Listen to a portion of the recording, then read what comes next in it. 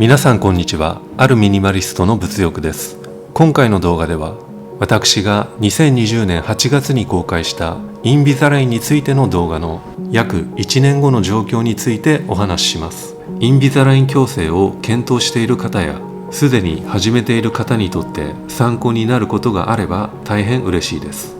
私がインビザラインをスタートしたのは2020年の6月です。その後約1年2ヶ月が経過しました。私の歯並びの治療計画はこの CG の通りです。左側が治療前の状態で右側が治療後のイメージです。ご覧いただくと分かるように大きなポイントは上側の八重歯の部分と下側の前中心の歯のへこみです。これらにより噛み合わせた時の中心も大きくずれています。左側の歯並びを右側の歯並びにどう改善していくかというと、まずは奥歯の並び方を整えてスペースを作り、その後前側の歯をきれいに整えていくという手順になります。この動きを透明のマウスピースを段階的に付け替えることによって実現するというのがインビザライン矯正です。矯正を実現するために必要なマウスピースの数はもちろん人によって変わってきます。私の場合、必要なマウスピースは42個という計画になりました。マウスピース1個あたりの使用期間については、私の場合はスタートしてから1年程度は2週間でした。その後、最近の2ヶ月程度については、マウスピース1個につき10日間の使用期間でした。後半になり、マウスピースを交換する周期が少し短くなってきました。インビザライン矯正をスタートして約1年2ヶ月後の現在、進行状況としては全部で42個作成済みのマウスピースのうち35番目を装着しています。現在私が預かっているのは39番目までです。後ほど39番目のマウスピースと私が次に装着する36番目のマウスピースとを比較してみます。マウスピースを比較する前にインビザライン矯正には欠かせない細かいアイテムを紹介します。まず1点目はアライナー注意というアイテムです。インビザラインでは使用するマウスピースのことをアライナーと呼んでいますが、そのアライナーを噛み込んでしっかり歯列にはめ込むための弾力のあるシリコン製のロール状の棒です。次は顎関ゴム、通称ゴム掛けに必要なエラスティックゴムです。ご覧のように小さい輪っかの形状になっています。ゴムの強さにはいくつか種類がありますが、私が使用しているのは強めのものです。このゴムを実際にどのように使用しているのか説明します。私の場合、ゴムの片方を下側の奥から2番目の歯にかけます。奥から2番目の歯の外側にはボタンという銀色の金属製の突起物を取り付けていて、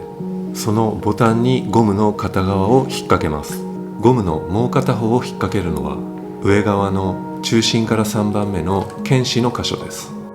マウスピースを確認してみると、ちょうど犬歯の箇所に切り込みが入っています。ここにゴムの片側を引っ掛けます。下側の奥から2番目の歯と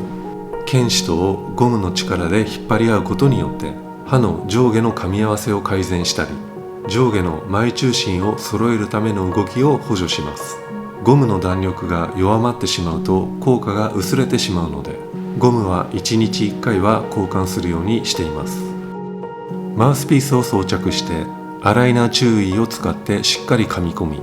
ゴム掛けをした状態で1日20時間以上装着しなければいけません。また食事をするときや色付きの飲み物を飲むときには一旦外して、その後歯磨きやフロスをしてから付け直すということになるので、なかなか根気のいる習慣です。今お見せしているマウスピースは36番のものです。下側の歯並びはだいぶ形が整ってきています。上側の八重歯の部分についてはまだガタつきが目立ちます。今現在預かっているマウスピースは39番までなので、39番の状態でどの程度の歯並びになるのか見てみましょう。一応42で完成となっている中での39なので、だいぶ完成形に近い状態になっているはずです。矯正の初期段階では主に奥歯を動かしていたので、歯並びの変化を実感することはあまりありませんでしたが、最近になりようやく前側の動きが出てきたので、そうなってくるとモチベーションも上がってきます。やはり1日20時間以上装着するというのは生活習慣に大きく関わることなので、インビザライン矯正においてモチベーションというのはかなり重要な要素だと思います。ここで36番のマウスピースと39番のマウスピースとを並べて比較してみます。現在の私のマウスピースの交換周期は10日なので、この2つのマウスピースの間には約30日間の時間経過があります。左側が39で右側が36です。上側のマウスピースです。やはり八重歯の部分のポジションがだいぶ改善されています。ただし最近の定期検査では八重歯の部分の動きがマウスピースに対して若干不足しているということを指摘されてしまいました。その原因はおそらくマウスピースの噛み込み不足ということなので、今後は八重歯部分の噛み込みをしっかりしていくように注意していきたいと思います。次は下側のマウスピースの比較です。左側が39で右側が36です。下側については上側ほどの違いはないように見えます。下側については今後あまり大きな動きもないため、特に心配はしていません。インビザライン矯正をスタートして約1年2ヶ月が経過し、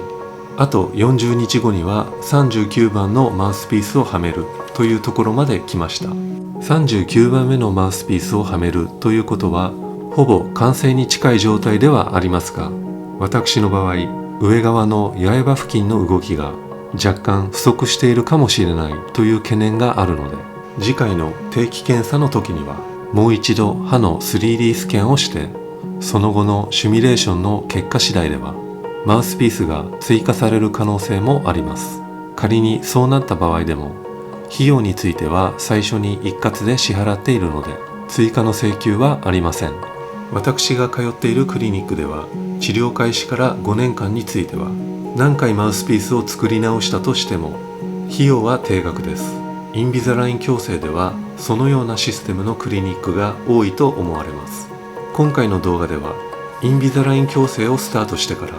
1年2ヶ月が経過した現在の状況についてお話ししてみました。経過についてはおおむね順調ではあるものの、上側の八重歯の部分の動きについては若干の遅れがあり、マウスピースが追加になる可能性もあるといったところです。現在インビザライン矯正を進行中の方や、これからインビザライン矯正をしようかどうか迷っているという方の参考になれば大変嬉しいです。今回の動画は以上です。最後までご視聴いただきありがとうございました。それではまた。